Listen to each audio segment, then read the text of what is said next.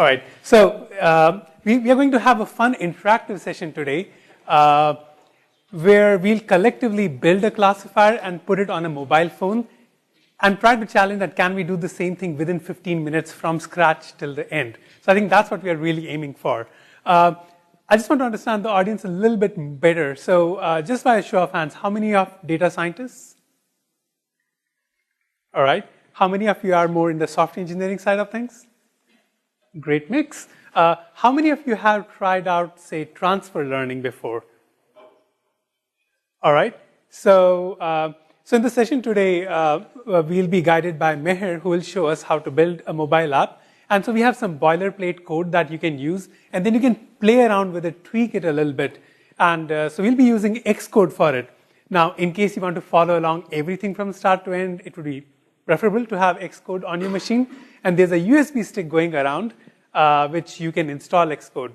But if not, no worries. We have you covered here on the screen. So sit back, relax, and, keep asking questions. So before we start, I think we always need a motivation to do anything. And I think we just found the perfect person to motivate us. Oh, yes. I'm Emily Chang. This is Bloomberg Technology from San Francisco.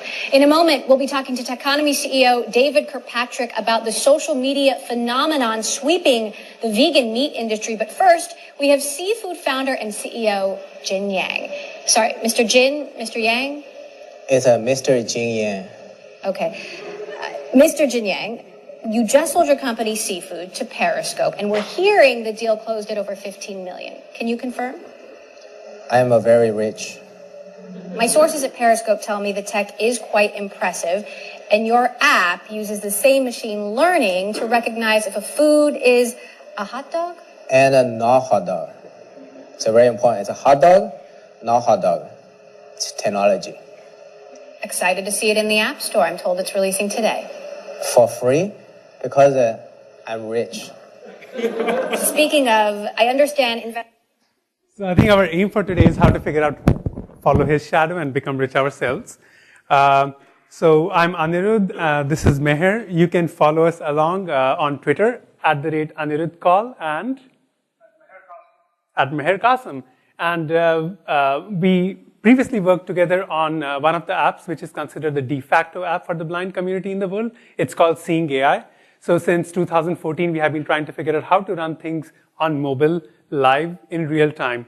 And through going through the struggles, we learned a lot of things before TensorFlow Lite was available, before Core ML was available. And luckily, all these great frameworks are available, which get you the job done within a few minutes.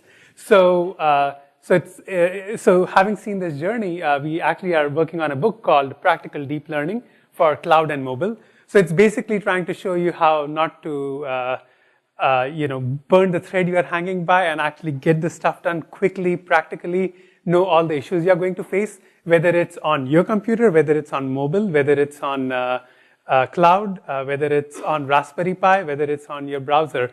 So training is one part of the game, and then how do you run the inference and have something that you can run in production, whether you are at a startup or at Facebook. So that's what we are trying to get this out. And so one pressing question is why deep learning on mobile? Like, what's the real value when you can run it on the cloud? I think the two biggest things that support this part is, well, latency and privacy. You want things to be private. Users want things to be private, not going out for whatever data mining that many of you do in this room. And GDPR has come out, so it's better for us to run as many things privately on mobile. Secondly, with latency, the cloud cost, even with the best server, would approximately be about like 2 to 3 seconds usually. But if you can run something within 100 milliseconds and try to get things more real time, that's great because then your user experience can get better. So imagine Snapchat filters, if they were running with a latency of 3 seconds, like what fun would that be, right? But you can, by reducing the latency, you can do amazing things. So there's a law, the power of 10, by Jacob Nelson. And the idea is that what gets the user's attention in a span of time. So as long as you are within a 10-second interval, you keep the user's attention right there. If it's within 1 second, you still have the user's flow of thought. But if it's within 0.1 seconds, that's what it means by reacting instantly. So search engine world follows the last line, the 10-second to 1 second interval. You might have heard of studies that every 50 milliseconds or 100-second loss means X amount of loss in money.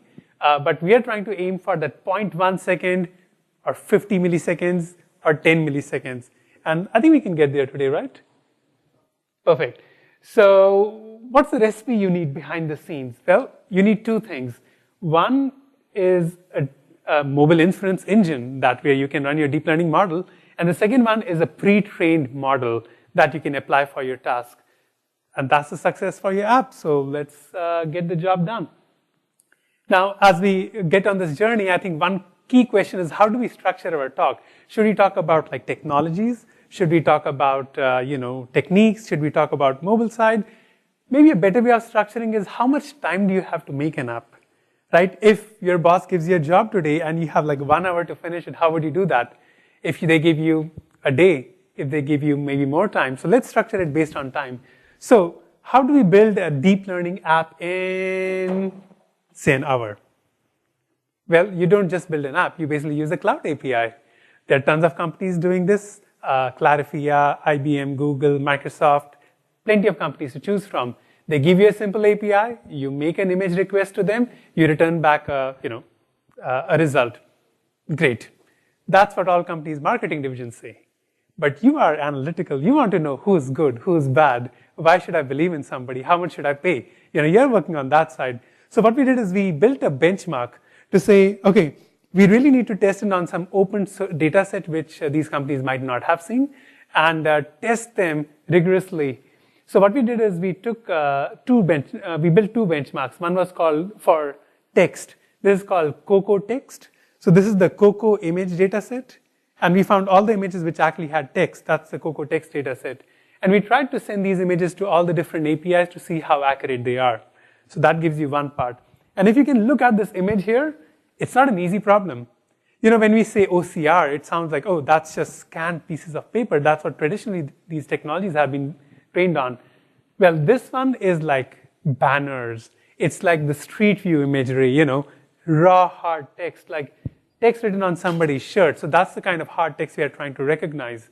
The second thing we used was for image tagging, the Coco Val data set to test what does each API return and how good their performance is. Well, if you are going to pay money, one call every second, at that cost for a month, you are going to spend these costs. So with Watson, IBM Watson, you're going to spend somewhere around $5,000 per month if you have one call every second. Whereas if you're on Microsoft or Amazon, that's close to about $2,000. So, keeping that there's a price point and there's a quality point. So let's get into quality. Who would do well when it comes to OCR-related tasks? Well, we tried out. We found that there's a range on about, Google was doing somewhere around catching the words correctly about 33% of times. Amazon was doing it at about 45 and Microsoft was doing it around 55. So one key note is that if you actually run these benchmarks, like every 6 months or 1 year, you would show crazy differences. So many of these companies have moved away from classical OCR systems, which are trained on, scan text, to more deep learning based systems. And so if you tried almost literally the same companies about a year back, these benchmarks were way, way, way lower. So that's one great thing, that things are improving. So surprisingly, the Microsoft system was reading Street View images better than the Google system was doing, Google Street View images. Then we tried out the image benchmark. So we tried to see which tags match correctly. Keep in mind, some PhD has burned his entire PhD and GPU builds all along to train these systems for a couple of years. So these systems would do well. So we got, somewhere a range of accuracies. Till it turned out that our benchmark was a little flawed. You see, each company returns different tags. So we are trying to match it against Coco tags, but some companies return different taxonomies, so it was not like a clear-cut check. So then we started to use embeddings to see if So if Google says it's a military person, and the COCO tag was person, does it is like close enough. So this is still a muddy area that we are still working on, but it generally gets you the idea of where different companies lie in. All right, I think we should move along. So one interesting thing was that if a company returns more tags on average, then you'll probably have you'll probably find a tag which matches more closely because it's higher recall. So Google tends to return like much more fine-grained tags instead of like high-level tags. So depending on your application, you might want to see that. Alrighty. So if you're using cloud, obviously you want to have fast calls.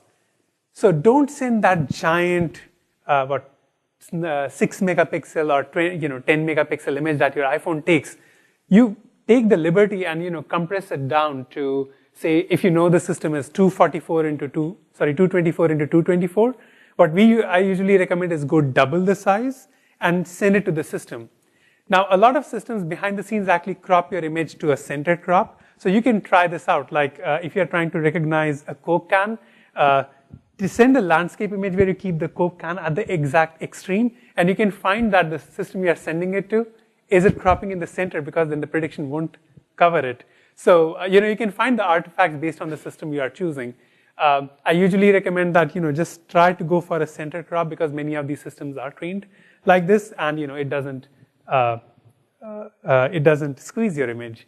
The other thing is that if you're using it for text, go wild with compressing it. Compress the image by 10%, 20%, 30%, 90%, you won't feel a thing. But if you reduce the image by half the size, get ready to see bad results. So OCR or reading text is very, very dependent on the pixel size of the text.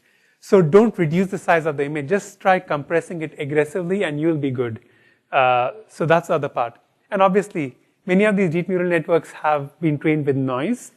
So compressing doesn't add too much. They are robust to noise. So that's the one key difference between text-based versus image tag recognition. Alrighty. So a day has gone, and now you have like a full day to build an app. What strategy can you apply? If you want to train a network, it's quite a lot of energy. The energy taken to train is humongous, whereas the energy taken to run it is pretty tiny. So our aim here is not to train. If you have just a single day for now, our aim is to just get something running on your mobile phone. And you need two techniques, right? Two things. One is a pre-trained network, which is any of the ones you can find online, from VGG to Inception to ResNet. And then you need a platform to run it on your mobile phone. And so the more mature ones right now, they keep changing every 6 months. But I think in 2018, thankfully, we have reached a mature ecosystem where you have CoreML, TensorFlow Lite, and Caffe. So let's dig down into each one of them and see their painful to happy histories. So when it comes to Apple's ecosystem, if you're working in 2014, you used to have metal, metal, like bare metal. It's basically giving you APIs to go down, just like getting access to assembly code, going down in the ecosystem. So people use it for making video games really fast. So this is basically low level, low overhead, hardware accelerated, available since 2014, and fast and painful. You don't want to go there. So in 2016, Apple introduced BNNS, which is basically basic neural network subroutines. So imagine if you want to make a neural network, you could define this is a neuron, and that is a neuron, and that is a neuron, and I connect this neuron with that. So you could define a neural network basically because they gave you the primitives. And they also gave something called metal performance shaders. So it was using this bare metal framework, but giving you an operation called convolution. So they give you a convolution. They give you a ReLU unit. And your job is basically to connect these units and feed it the weight and hope that the system runs. So they give you the basics, which is great. But talk about trying to run this on your system. Their sample code of inception was basically about 1,500 hard-coded lines of just the model definition. Let me be clear. You're defining the model in code. Imagine you had to change one small little tiny thing. You actually had to rewrite the thing and try to debug what's happening where. So this became a painful thing, like defining things in code. Well, obviously people are innovative. So some people started to come up with abstractions on it. So one example is Matthias Hallmann. He worked on a library called Forge, which was basically an abstraction. So you basically put your neural network in one place, or like the CNN in one place, and it will create that code for you. So you can interoperatively change your system. Funny thing, we also worked on this parallelly, but luckily 2017 came when Core ML came, so we didn't need it. So in 2017, this became amazing because Core ML came out. So Core ML gave you the power to take a model, like a cafe model or a Keras model, and write 3 lines of code to convert your model into the Core ML format and drag and drop it into your app. So you could run it on iOS, you could run it on Mac, you could even run it on other devices like your Apple TV if you wanted to. But the key thing is 3 lines of conversion code to run it. Underneath the hood, they take care of whatever is needed for all the way from hardware acceleration to basically making things easy.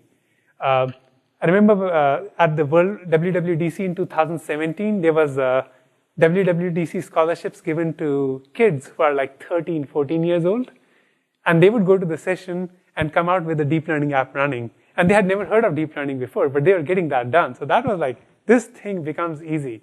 So you just pick a model from the internet, which is already pre-trained, drag it in your app, and it's automatically running. And that's cool. And also, if you are working on scikit-learn, if you are working XGBoost, libsvm, you could also try to bring it there. And then in 2018 came out Core ML2, the successive version. And here they started to introduce model quantization. So in about 3 to 4 lines of code, you can take a 32-bit model, so that takes space, and just say, I don't like this. Let's get it down to 16 bits, half the size. I don't like it still. Let's get it down to 8 bits, 1/4 the size. And you can keep bringing it down, down, down in size. Sure, you'll lose a little bit of accuracy, or maybe a lot, depending on where. But that's one cool thing that came out. The other really cool thing that came out was now slowly, imagine you wanted to ship a deep learning model in an app. Let's take an example of a ResNet 50. That's like, say, some 90 MB in size. That's a bulky thing. Would you want to ship a 90 MB model inside your app? Like, that's a big thing. So what Apple said is, okay, we're going to do something better. We'll ship it as part of the OS itself. And you as the developer just needs to train the last few layers and ship that. So instead of shipping that 90 MB system, you just have to train the last head of your network, which might be 75 KB. And just ship it inside your app. So your app will have 75 KB overhead. It attaches to the OS model, and you are getting your same inferences. That is amazing. They have some other interesting things that happen, which is previously everybody wanted to have their own deep learning system library and not talk to the other one. But now everybody is trying to talk interoperatively. So Onyx came out this year, which helps you, have a more common interface for talking from Facebook and Microsoft. Google also released TF-Core ML. So if you have a TensorFlow model, you can write one line and get it converted into Core ML. So I think the operating word you are hearing from me is 3 lines, 2 lines, 1 line, and I think that's what you want to remember. All right.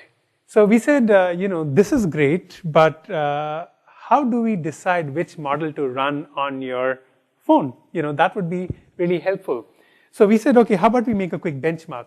So as you can see, if we are in which year right now, 2018, you should nicely expect that your users will be using a phone all the way up to 3 years old, right? So in 2018, your user will be using a 2017, 16, and 15 phone, and 3-year support sounds to be like logical. So you can decide based on this thing, how slow do I want my model to be on the slowest mobile phone that my user would have?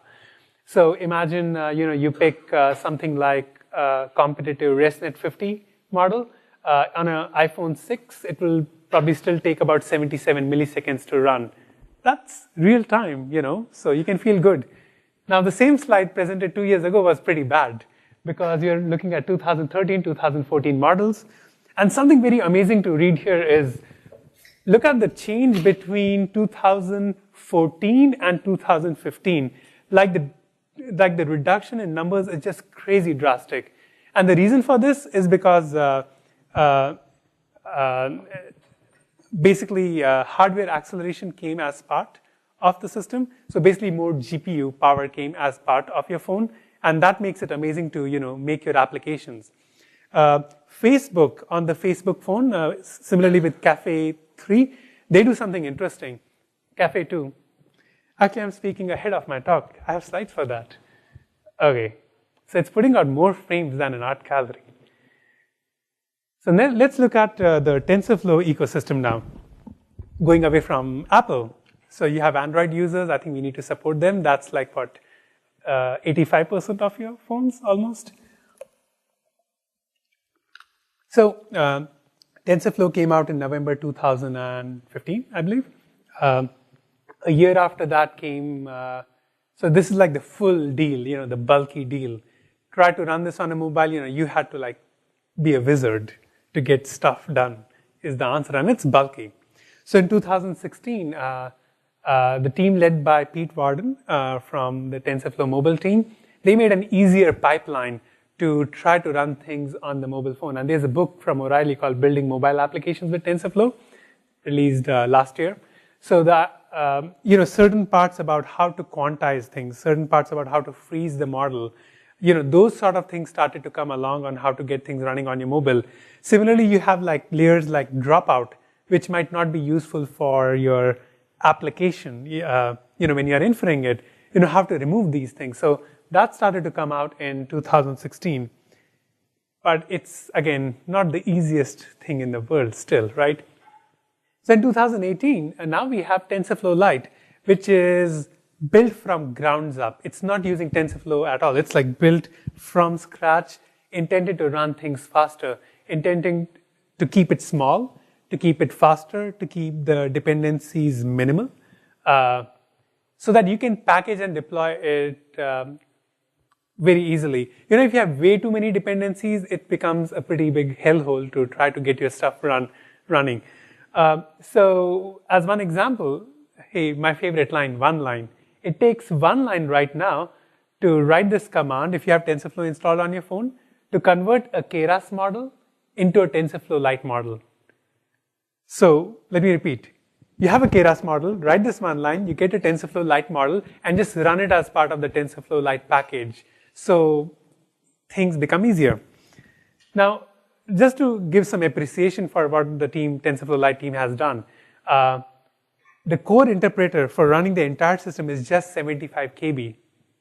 If you start including all the possible operations, this is close to about 400 KB. Start thinking about how much overhead it's adding to your app. It's pretty low, is the answer. TensorFlow Mobile used to take about 1.5 MB, just if you want to do some comparisons. The second thing is it is fast. So it takes advantage of the on-device acceleration. So you'll notice that if you are running an Android 8, it has other APIs, some APIs for hardware acceleration, and this acts as a abstraction over it pretty much to so you don't have to figure out how to make things running faster. You just work with one interface and it goes back and runs things faster. The other thing is that taking inspiration from the gaming world, it has flat buffers. So it basically, when you open an app, you have to load a deep learning model. This is going to take time to load something and put it in memory. But by using flat buffers, you can reduce the time to load, the code footprint, as well as the memory usage. And this is an important thing. There's another concept of memory pressure. So imagine you have 10 apps running on your phone. App number 1 has taking 100 MB of space. App number 2 is taking 50 MB of space. And now your user is using the last app and then comes back to the first app. If your app size is big, this makes it harder and takes way longer time to load the things again and again. This time to bring back your app back in memory. So you want things to be light enough. The other thing is that it also does pre-fused activations. So imagine you have a convolution layer. You then have a batch normalization layer. So when you work as a data scientist to make a neural network, you have all these layers. But when you're deploying it, it fuses the math between them, so it has less number of computations and mathematical steps to do, making things fast. So I'll skip quickly, but we like to know more practical stuff here. So you want to know that you have a user using an HTC One A9. What's going to happen on their phone? And that's the practical question that developers want to know.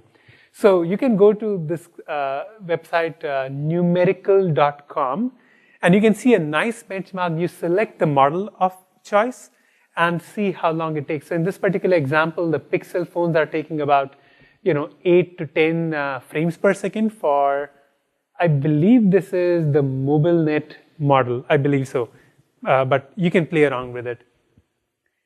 But they're not the only ones in place. There's a new benchmark called the AI benchmark. It's from ETH Zurich. And the idea is that they made an app, they crowdsourced this and say, hey, just like Geekbench, could you just open the phone, open the app, press a button, and it will run a bunch of tests and upload it on the cloud. So by, let's say, 10,000 people doing this experiment, they started to have new benchmarks depending on the application you have. So if you have an application on semantic segmentation, let's say you want to build that Snapchat filter as an example, you could see which model would do how much time on a particular phone. One interesting thing is that a lot of companies, a lot of neural net chip makers are now, in 2018, going after specialized DSPs and specialized hardware for running things fast. So you'd start to notice in 2018, again, the benchmarks are changing, just like on Apple, you saw them change in 2015. Alrighty, finally comes Cafe 2, under 1 MB of binary size. So if there's one fun thing to see is Facebook basically said that PyTorch is our research interface, and Cafe 2 is our production interface library. So Cafe 2 is on top of which your Facebook app literally runs. So that's like 1 billion users already using it without knowing it. Now, one interesting thing is that they realized that many phones back in 2014 and 15 were slow, and how do we make them run fast? So what they did is for ARM CPUs, they just used Neon kernels and NNPAC library. So let's say if you're building it yourself, you'd probably also use something like NNPAC. But if the phone was from 2015, 16, 17 onwards, then it would try to use something like the Metal Performance shaders. Because if Apple is giving you, why not use that? Or for Android, if you use a Qualcomm Snapdragon chip, it would use their neural processing engine and get 4 to 5x speed up. So the idea is that, work with everybody, make friends, use the best they have, and if they don't have, then just, optimize for that particular situation. So, when you want to have applications like this coming along, I think that's what is built all on Cafe 2. Alrighty. So if you ask me, like, what's the recommendation? I want to develop an app. Could you give me some recommendation? I would give you a simple one. I would say, for majority of the tasks, keep a Keras model with a TensorFlow backend. And once you have that trained, it takes one line to convert it using Core ML tools into a Core ML model. And it takes one line to convert it into a TensorFlow Lite format using the TF Lite_convert command. Life could not be easier in 2018. That's the good news. Alrighty. So there are some common questions that people ask. My app has become too big to download. What do I do? Right? So let's say if you had one of these giant models let's say ResNet 50 model. Usually on Apple, what's the limit, about 150 MB? Over cell phone network. So if your app is over 150, Apple won't let you download it over a cell phone network. You have to, turn on Wi-Fi for that. So that's how people lose out their users. So what do I do if my app has to become too big? A lot of, let me see if I have answers to that. Oh, apparently I have written the answers there. Okay. Okay. So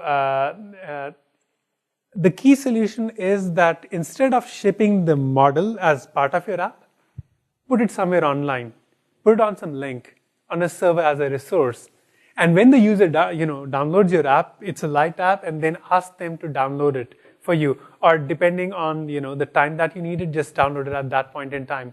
So that's called, I forget the term, but Apple actually has a specific term for it.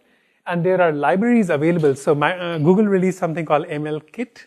And MLKit also has this notion that there are model managers where you upload the model and they will download it for your users. You could also imagine the beauty with this being that instead of shipping an app every time you have a model update, you now just keep updating your models on the cloud, and when there is an update, the app will just go and download it. Because imagine if you have to change your app and update it every time, you send it to Apple, Apple will take like 3-4 days to approve the app. So there's like a long time it will take to update an app, give it to users, update an app, give it to users. So this is a faster way.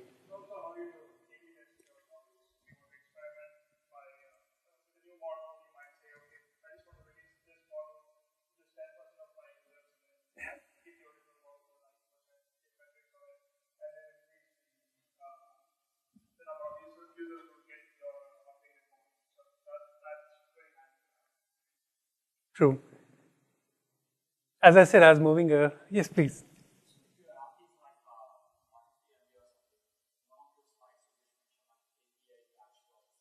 Mm-hmm.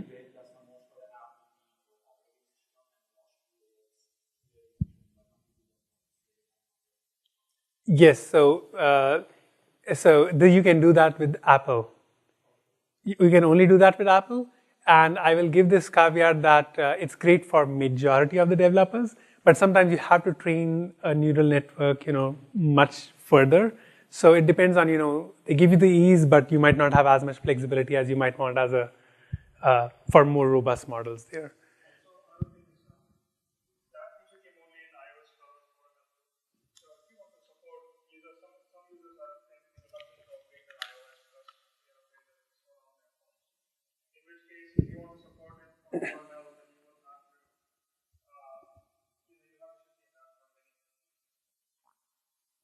Good question. So as I said, I was moving a question ahead of myself. This was the question I asked, do I need to ship a new app with every update? So there are 3 frameworks that I would recommend to check out, where instead of you as a developer having to figure out this whole part about where to keep my model, which online place to keep, how to download, there are so many edge conditions. You're downloading the model and the Wi-Fi goes out. How do I do the whole error processing? Too many things when you start productionizing. So Google has MLKit, which does this model management. Fritz, it's a startup. It also gives you this model management, and Numerical. So all these 3 companies are doing great work in going towards the mobile side of things. Last question, why does my app not recognize objects at the top and bottom of the screen? And that's a mystery sometimes. And I think I gave the answer already. So you'll notice that when you are running many of the deep neural networks, it will recognize as long as the thing is in the center, but not at the top or bottom of the camera view. And the reason is that many of the systems actually take the center crop, and your phone is rectangular. So things at the top and bottom will not probably get recognized. So you want to change the cropping to use the full screen, and that's one of the key things. This also brings to the question of if you are trying to collect training data, you want to collect training data that's more realistic to the user base you have. So if you collect training data which is full, and then in the runtime you only use the square, there's going to be a discrepancy. So keep that in mind when you're collecting the training data also. Alrighty, so the day has gone. I think in a day you can run Core ML, TensorFlow Lite, and Meher will show at the end how easy it is, right? Right, so, but now you have a week, and I think you now have more power to, you are mastering each thing step by step. So if you had 1 week, what would you do? Well, you would train your own network. So you know how if you want to learn how to play an accordion, it's gonna take a long time. I don't know, like 3 months. But if you knew how to play a piano, learning how to play an accordion is probably just gonna take you a week. And that's the whole concept of fine-tuning and transfer learning. You're good at one thing, you try to use your skills for another thing, which is a similar task, right? So your job is to find a pre-trained model, which thousands of, all these researchers have already trained, do a little bit fine-tuning based on your problem, and we'll do this today, and finally run it using one of the existing frameworks. And as Andrej Karpathy says, don't be a hero. Never. So where do you find pre-trained models? Search for the word model zoo. You'll find thousands of websites, but I think this is a really clean website with over 300 models, all the way from human pose recognition to video action recognition to image, scene description and more. So this is like a pretty neat website. By the way, I should mention, there's a new concept coming out called model cards by Margaret Mitchell from Google. And the idea is that, you have a model, but what is the model trained on? What is the model's intended use? What are the risks inside this particular model? What it has flaws in it? So most model developers, they train the model and just keep it somewhere. So model cards is going to be the next big thing that'll come out. It's like the LinkedIn of deep learning models. So end to end of what's behind the scenes in a model. So search for the word model card and try to, when you publish an open source model, try to define it in the model card format. So I hope some of you might know about transfer learning, but it's an easy concept. The whole idea being, when you look at a deep learning model pipeline from start to end, the early parts learn edges, small little arcs, small little fine-grained things like circles, lines. Things which are in the middle start to learn from those circles, lines, and edges and join together to basically learn things like, an eye. And things which are more later on in the network probably start to join those eyes and nose and ears and then start to learn what the whole face would look like. And so as it starts to go from start to end, it's basically learning a higher and higher level understanding of the particular input that's coming in. And at the very end, it creates a feature, like imagine, 2000-bit vector, and you just put a general classifier at the end to train your classifier. So, simple concept, it's learning higher features. It gives you some features, which are n-dimension features, and then you train a classifier. So, depending on your problem, you can pick how to fine-tune the system. So, imagine you have a whole big data set, and it's similar to the original data set. If you want, you can just go ahead and fine-tune the entire system. And the key operating thing here is that you have a lot of data if you want to optimize for a problem. But imagine you have very little data, like 50 images, 100 images. So how do you train your system on 50 to 100 images, which we'll do today? What you do is you don't train the whole network, you just train the last layer. So, the Stanford cats and dogs data set? If you take 3 images of cats and 3 images of dogs, you are able to create a classifier which is 70% accurate with 3 images.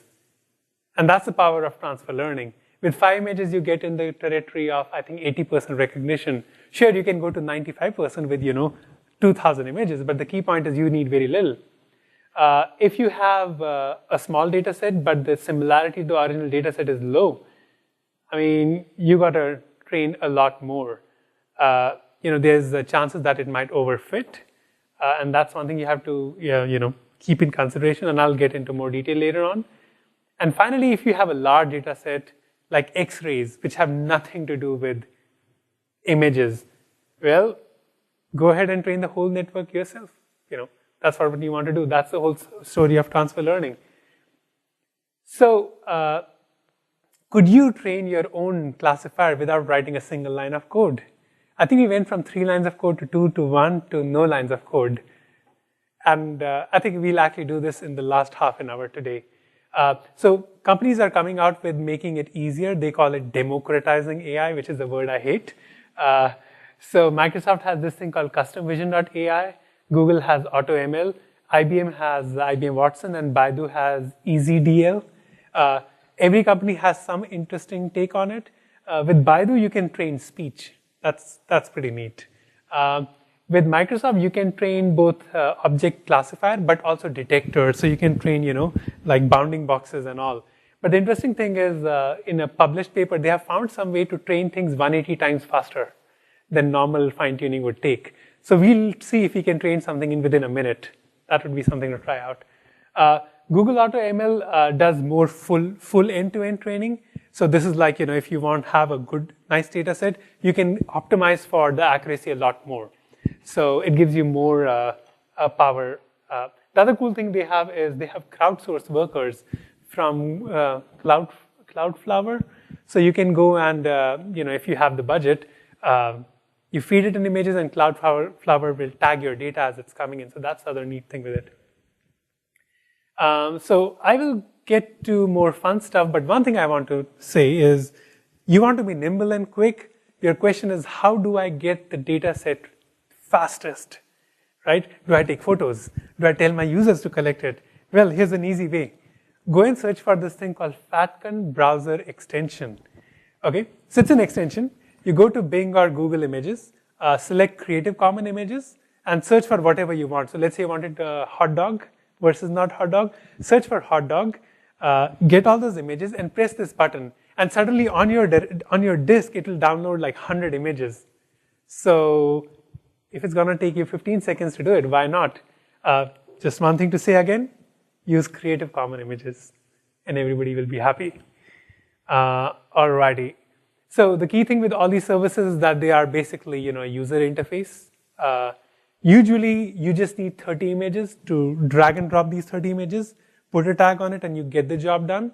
If you want to get more production quality stuff, I think you need more closer to 200 images per class. I will get into the nitty-gritties later on today, but we'll try to make an app where, you're moving the phone around and it's trying to detect which is that particular object. So one key thing was, how do you make crowdsource, you want images, you want to crowdsource some of these, how do you go about that? So Meher actually did that once. He had a topic which he was working on where he needed tons and tons of images. What he was trying to build was a barcode recognizer for blind users, which, barcode recognizer, like what does that mean? There are tons of barcode reading apps. The problem is blind users, if they cannot see, they don't know where the barcode is. How would they scan the barcode? So Meher came up with an interesting system. He thought, how about we actually make some sort of a audible barcode so that when a barcode is visible in front, it actually starts to make a noise like beep, beep, beep, beep, beep. The more closer you are to the barcode, the more noise it makes, and the blind user will be able to, position it. So let's see it in action.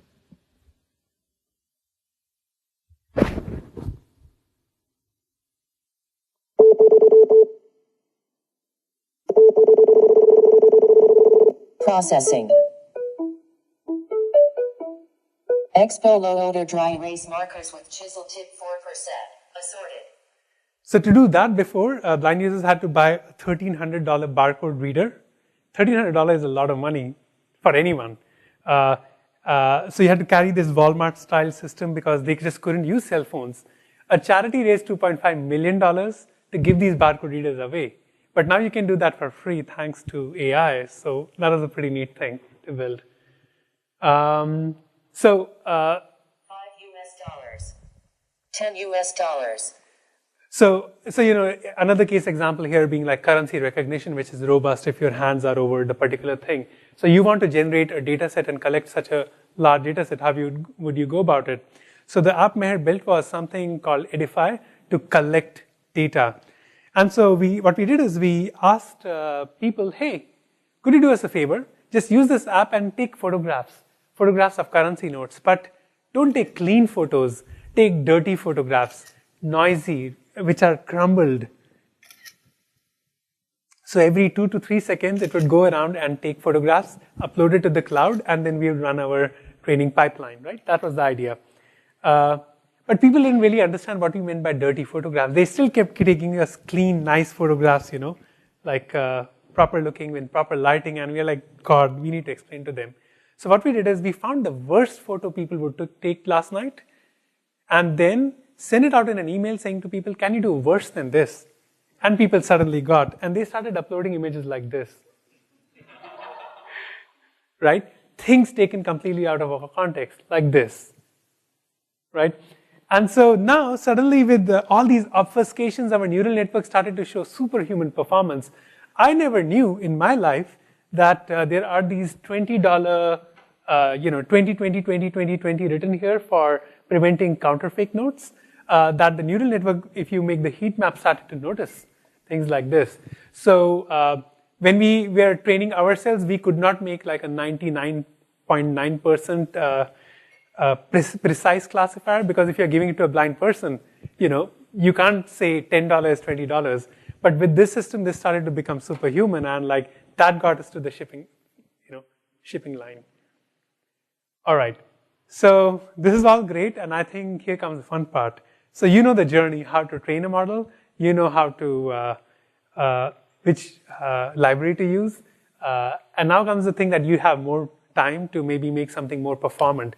So here I want to give like a general idea of what's happening in the industry and some techniques that you could use. And this is very close, this hits me very close to my heart. Because in life, you always want things, but then you don't have the budget for them. And that's true with cell phones. You want a 100 MB model, but probably your budget is like 5 MB to put on the mobile phone. So what do you do about that? So as sometimes in life you want a really great car, or basically, all the neural network researchers, they are fighting each other, and I can train the biggest network in the world, right? And then Kai-Ming He comes out in 2015 saying, wait a minute, kids, let me change that. So this is like the big data for neural networks. It'll take us a few hours to finish this neural network graph. But the key idea was all the researchers are fighting on one topic, which is accuracy. I can be the most accurate. But we are practitioners. We want to say, can you actually even run it on the mobile phone fast enough? So the way we want to look at the world is towards what speed and size. So we want to define all our world in terms of how many operations, like gigaops, versus the accuracy. And if you see in this particular graph, this line, this green line, is what we want our systems to run. So things that are like higher in terms of accuracy and lower in terms of the operating giga operations. That's what we want, really. Flops is what we want. So VGG used to be half a gigabyte. That's crazy, half a gigabyte in size. I mean, we are here talking about things like, can we get it under 5 MB? So this family, of ResNet 50, eNet, Inception on the early side, I think, that gets us to where we want. But the good thing that happened is that the network started to get smaller, whereas our smartphone budget actually started to get better. So we got more powerful machines. And by combining both of them, we can do crazy things. So as an example, when iPhone 10 came out last year, it was faster than a MacBook Pro, right? That was the Geek Score benchmark. I mean, things are powerful now. I was surprised at running some of the things on my latest MacBook Pro, that how fast things run on an iPhone compared to a MacBook. So some of the strategies that you want to get maximum efficiency from your CNN, well, before you start training, you want to pick an efficient architecture, or if you are a bigger geek, you want to design more efficient layers. At the other end, once you have trained the network, you want to do certain things after you have trained it, like pruning, like quantization, and maybe like network binarization, and we'll get into that. So, for example, if you want to pick up a model family that is stable and most people would like to use for mobile phones, MobileNet family, which is MobileNet V1 and MobileNet V2. MobileNet V2 is the more state-of-art, which gets you great performance, at the same time runs fast enough. If you want to run faster, you actually get two parameters, a width multiplier and a resolution multiplier. You can play with that and you can get a 10 frame per second model running at 50 frames per second just by playing with the numbers. So that makes life fun. But two interesting things that came out of that was the depth-wise convolution and the point-wise convolution. So if you are designing your own network, try to read up on that and you'll notice how it makes your size smaller and multiplications faster. So this is MobileNet V2. And as you can see, versus V1, which came out in 2017, it gets you higher accuracy for the same latency. Nice. But how about if you want to make an object detector, which is, making the bounding boxes? Well, you need to select a base, which is any of these convolutional network architectures, and at the end, select your technique from SSD, faster RCNN, or RFCN. So again, there's no right answer. It all depends on how much budget you have based on your, what your user is, which phones your users are running, and you can decide based on that. The current, best thing to use is MobileNet V2 plus SSD Lite, and it will run pretty fast on your system. Finally, if you want to use segmentation, use ICNet, Image Cascading Network. So this graph shows you the speed in real-time terms based on how many frames per second. And as you can see, image cascading networks, which basically cascade different sizes of the image to come up with their predictions, would do a great job. For time reasons, I'll actually move along quickly, but I'll give you a link to the slides. So if you are designing your network, I think there are a couple of techniques you can use. Dilated convolutions is one. So basically, instead of just looking at the particular image right then and there, you are skipping one pixel between every other pixel, let's say, or skipping 2 pixels. So basically, instead of looking straight, you are looking, a little bit more wider, and by skipping things in the middle, and hopefully, it doesn't make much difference to your performance. There are techniques of changing an n into n convolution into an n into 1 and then a 1 into n. So basically, instead of 2 big matrix multiplications, you can change them into like vector multiplications. Similarly, use an efficient network with depth size convolutions like MobileNet. Inverted residual block, which was invented in MobileNet V2, I think that's really useful. Finally, if you have like these giant convolutional filters, replace them by smaller ones. So a single 5 into 5 convolution is slower than a 3 into 3 followed by a 3 into 3. So more multiplications actually makes it better. I'm gonna actually skip things because I want to get to some demos that we can play together. But small filters are your friends is the motto here. The other important thing that you should use while training is what data do you get? So remember Google Translate? Back in 2014, there was an app called Word Lens which was acquired, and they used something. They were smart. What they did is they were trying to train translation systems, and you can basically move your phone. If you are a human, you'll move your phone slightly to get the input. What they did is that they didn't augment their data beyond what they needed to. So imagine you're making a selfie app. you expect the person to keep the phone like this. And if you, change the phone like this, the phone will rotate anyway. So a model just needs to be robust enough to... Thank you. You want the phone to be, like plus 45 to minus 45, because then you can make a smaller model. If you want to make a 360-degree argumentation, I think you'll need a much bigger model to be robust enough. I think that's the key point I'm trying to get here. Then comes the world of pruning.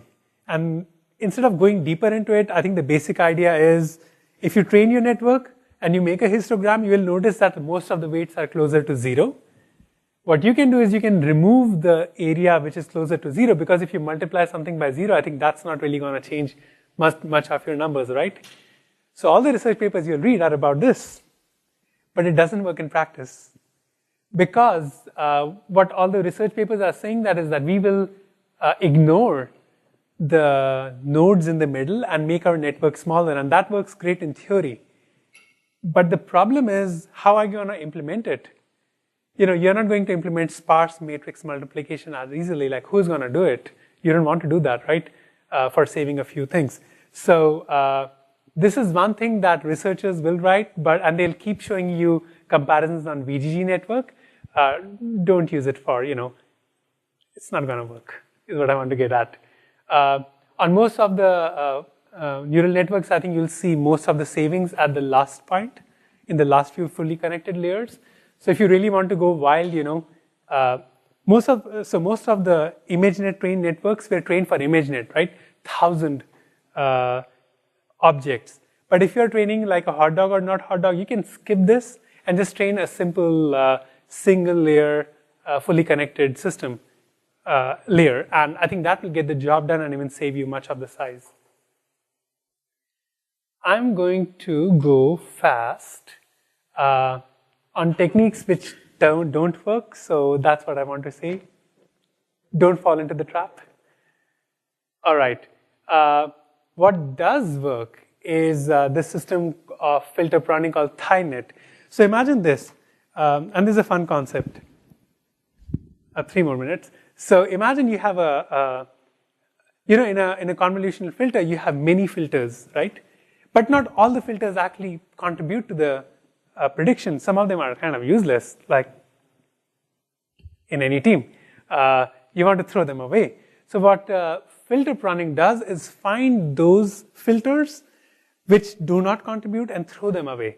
So only the important ones stay at the back. And the beauty with this technique is that it will still run on your Core ML or on your TensorFlow Lite. It's not going to change much things in there, but still reduce the size. So I think that's the one thing I want to search for ThaiNet and hopefully search for the open source implementation for that. Finally, quantization, and that's probably going to get you the best bang for buck. Everything is stored in 32 bits. Do you really need 32 bits? No. You can get stuff done in 16 bits. Maybe you can get things done in 8 bits. Remember, all these neural networks are very robust to noise, and robust to noise also means that when you have a number while during computation, something beyond 10 raised to power 1 divided by 256, does it really make much of a difference when you go under that?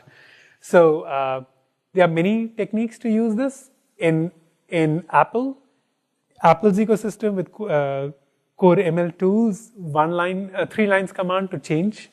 That was I told you that. TensorFlow also has 8-bit quantization support. If you use Caffe, there's a system called Restoretto, which will also help you in that. Yeah, hey, that's the 3 lines. The first line is a comment, so ignore that. All right, but you can see basically, all you say is Core ML tools, convert neural network spec weight to FP16, and it gets your model converted. So it's simple is what I want to get at. All right. Oh yeah, by the way, you can choose bits 1, 2, 4, 8, 16. Obviously, don't go less than 8. Now finally, and this is something which is still not practical for most people, so there's one company only which is doing it. It's called binarized weights. So the idea is, instead of keeping 16-bit, 8-bit, 4-bit, how about we throw everything away and instead create binary weights. So my entire network is created by -1 and +1. And that's beautiful because if you can do that, you're going to save close to 32x savings in memory. Because your 32-bit weights became 1 bit, right? So 32x savings. And interestingly, computationally, that can also make things faster. So all I want to tell you there is that there's a system called ZARNet, which can do that and also get you really fast speeds of almost about 60x. Somehow, if you use their paper and try to implement that, it doesn't converge. But the particular company, which it's basically got the funding to build it, it's called Zarnet.ai, XNOR.ai. So they will be releasing models where you can go on their website, download a model, and then run things fast enough. Things like this. There's object detection running in 2017, quite fast. So that's the neat part of things.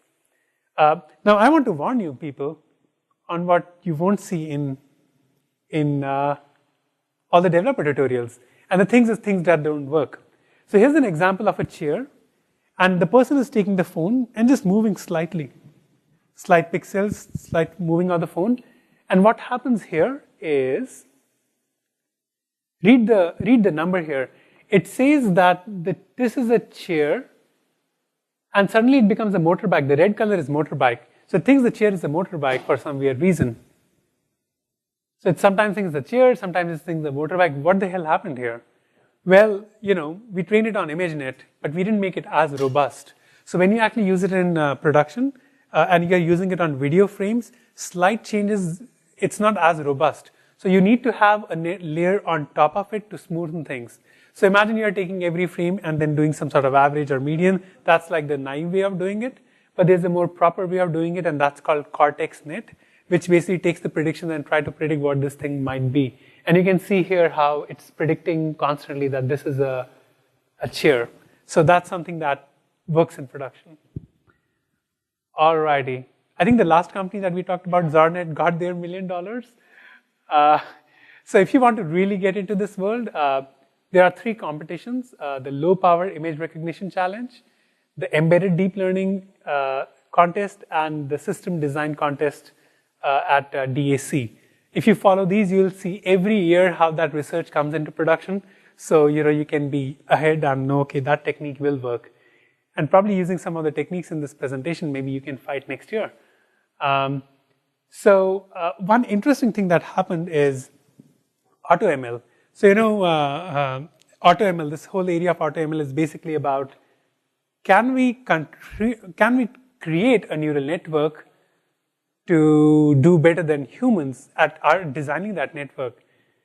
Basically, can you create a neural network automatically using reinforcement learning to design a network which is better? So most people were working on that. But with a new network that just came out called MNASNet, it's actually making the cost function, which is their latency. So it's actually making a game between latency on a real mobile phone and accuracy. So it's not just accuracy, it's latency also. So what they do is they actually take a simulator of your particular phone, simulate how slow this particular architecture will be, and put it in the cost function. And the reinforcement network is trying to design a network which will run fast. They tried it, and it kicked MobileNet 2's ass. So this system is basically about 1 times faster than MobileNet 2, and actually better at the same accuracy level. It takes 32x less number of floating point operations than an SSD, and that's the world we are going in.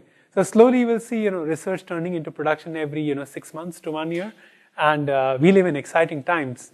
And it's even more exciting because robots are kicking us, designing the networks themselves. So, as we are going through this thing, we now have a fun session in the last 25 minutes, where we'll design something in front of you using the help of all of you in this room. And using your help, we'll train a network and deploy it onto a phone and try to see it run. So hopefully you are all up for that, right? Alrighty. And I think you'll have one last question: how to access the slides? So if you just go to, take a, @Anirudh Koul. I'll be posting the slide today on this. And we're also releasing a book soon. So if you want early access preview to it, just drop me a mail and I'll add you to email list where we are sending updates. So we are basically going towards what are the practical strategies of getting things in production on this. So koul@ira.io and Anirudh Koul. So Meher, how about we switch the laptops and get into real mode? All right. So in the meantime, as Meher is changing the laptop, this is an interactive session. And in this interactive session, you might have seen some Coke bottles and some Pepsi bottles in front of you. What we are going to design is a Coke versus Pepsi app. So not just a not dog app. We wanted to do cats versus dogs, but ODSC organizers said you can't get them here. So what we could get was Coke and Pepsi. So here's my request to you. If you could all take 5 photographs of Coke and 5 photographs of Pepsi. And if you have Coke and Pepsi in the next neighbor, just take those photographs in the square format on your phone and upload it into Google Drops. By the way, we don't have photographs on there right now, so if you don't upload it, we can't test the session, so we need your help right now. So if somebody needs Coke and Pepsi, we have it in front. Just come over and we can distribute it.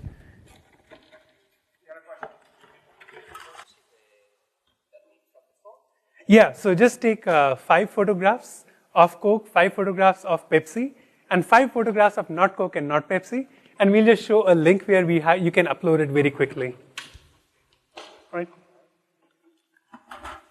So I'm expecting everyone in the room, like literally everyone, that's how we'll get the training data set quickly. So 5 Coke, 5 Pepsi, and 5 not Coke, not Pepsi.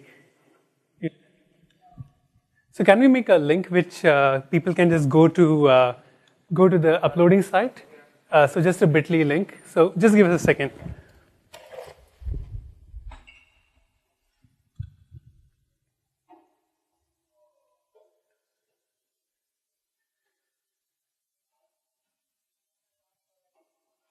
So basically, as you can see, this is a Google Drive folder, and we have given public permission, so just don't delete it, please.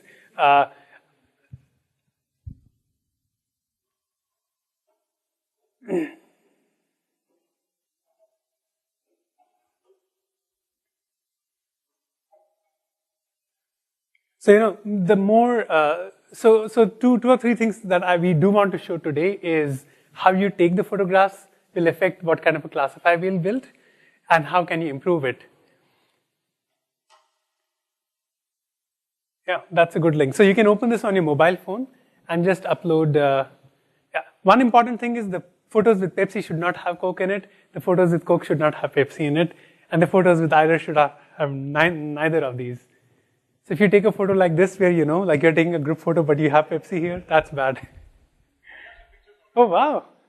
Thank you, whoever it is.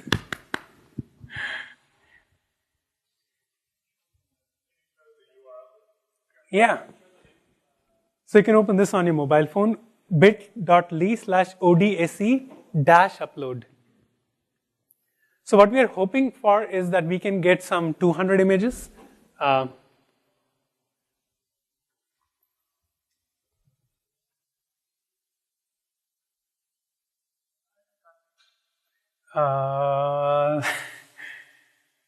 The second last thing. Yeah. Alrighty. So what we'll do today is we want to, we could go through Keras and show the whole system, but we have a CPU here and training that would take some time. And I think something that's really helpful is making something quick and easy to test if the system would work or not would be really helpful. So in this case, we are going to open this website called customvision.ai.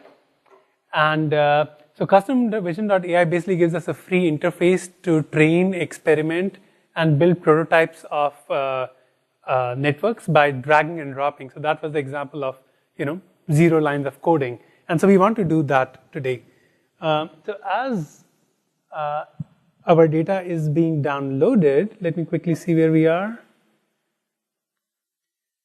Did Google download it?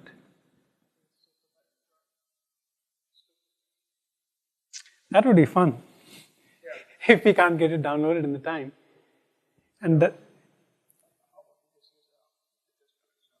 alrighty, let's try something in the meantime. So what we'll do is we'll, in the meantime, create a project to build this thing from scratch, and we'll call this, thing, what should we call it? Pepsi versus Coke? We already have something. Okay, let's just call it Pepsi vs Coke 2. Can you check if I'm writing that? Sure. Okay, so this is a classification model. This is going to have one label per item, so I think we'll select that. And what kind of model we want, and this is basically going to be a small, tiny model, so we'll select that. Alrighty, we'll create the project. And all we want to do now is basically upload images. So we just go here, select what kind of images we want. So let's select maybe Coke images.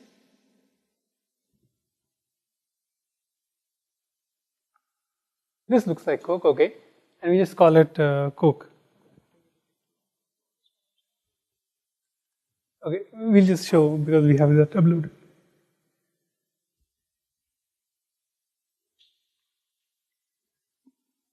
It's actually uploading pretty fast, I think. So basically the idea is that we'll upload images of Coke, we'll upload images of Pepsi, but more importantly, we'll upload a negative class, and that's really, really important. You know, the world is never binary. You always need to have something which won't be the particular class in that you intend to. So one important thing is that, you know, you can go and train a neural network from scratch, but using a pre-trained network has the benefit that it will overtrain less. And this is really important, especially when you're working in the real world.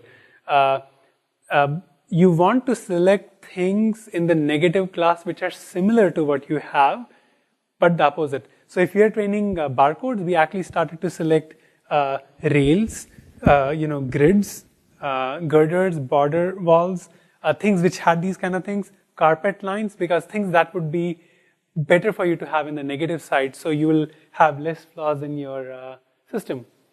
All right, it takes a bunch of time, so let's upload some more images, but this time we will select a negative class. All right, so let's select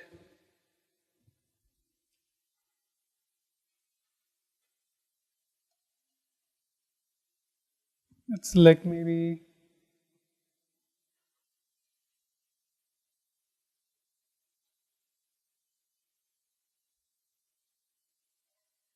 say somewhere around this.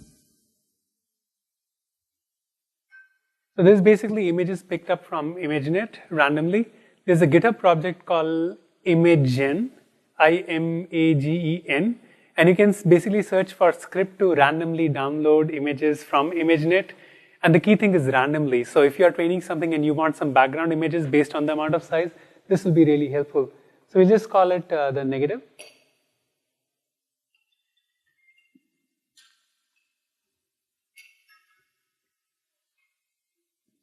Okay, maybe I'll just make it a 2 class for now. And so right now we have got Coke and Pepsi, Coke and background.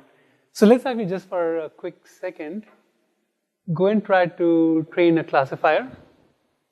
And it started, and hopefully it should finish within under a minute. So that's the beauty with having a GUI-based system. Oh, it's done actually.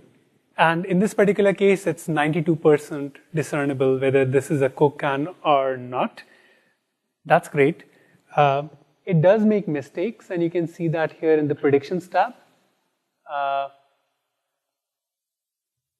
So if you click on, let's say, the Coke can here, sometimes it thinks it's a negative class, like in this particular example.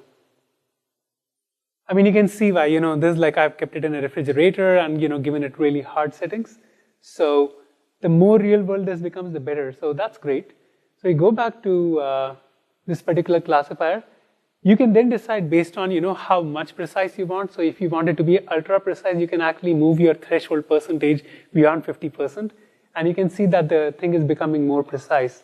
So that's just to guide you to experiment with just a click. So let's actually download this model for now. So export, we select Core ML. If you are on Android, you'll select TensorFlow Lite. So let's go for Core ML. Export. Alrighty, so this model got downloaded. Yeah. I mean, you can create it. Okay, so where did it download?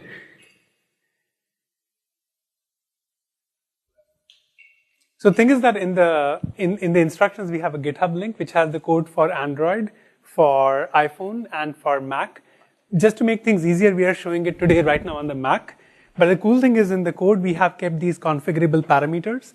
So if you actually go and change the configuration to how many frames you want, you can actually see things like how much energy impact it's going to have. So we'll just do a very quick demo of trying to use this particular model inside the app. So So here's a challenge, Meher. You have 5 minutes. How will you show all this? Is it easier than that? Let's see. do we get this room a few minutes afterwards, or do we have to? Okay, so we'll just get it done in 4 minutes then. All right, time starts now. All right, so this is the project. Let's drag and drop. It's as simple as that. So drag and drop, and then now what I do is I go into my view controller. You can see the text. That's cool right now. That's fine. Yes. And now what I'll do is I'll change my movement model to hook underscore not hook. And hopefully this should connect.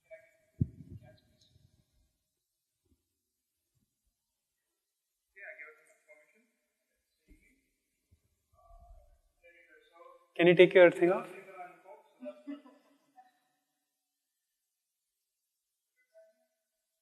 Yeah. Yay!